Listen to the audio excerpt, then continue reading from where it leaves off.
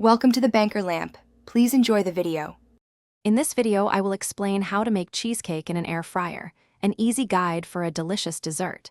Making cheesecake in an air fryer is surprisingly simple and yields a perfectly creamy result. We'll cover everything from preparing your ingredients to the final chilling. You'll need a small springform pan, usually 6 or 7 inches, and common baking staples like cream cheese, sugar, and eggs. Let's get started on this delightful dessert journey. First, let's prepare the crust.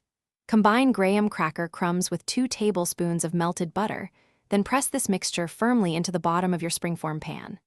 Next, for the filling, beat 16 ounces of softened cream cheese with half a cup of granulated sugar until it's wonderfully light and fluffy.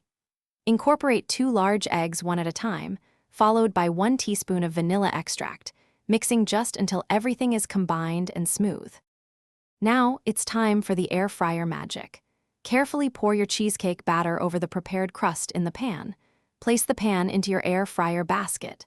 Cook the cheesecake at 300 degrees Fahrenheit for approximately 20 to 25 minutes. The cheesecake is perfectly cooked when its edges are set, but the very center still has a slight, gentle jiggle. Avoid overcooking to maintain that creamy texture. Once cooked, it's crucial to let your cheesecake cool properly.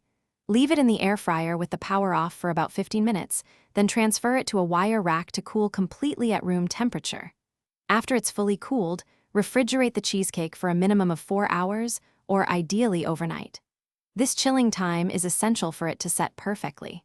Serve your delicious air fryer cheesecake plain, or with your favorite toppings like fresh berries. Thanks for watching. If this was helpful, leave a like and consider subscribing. See you next time.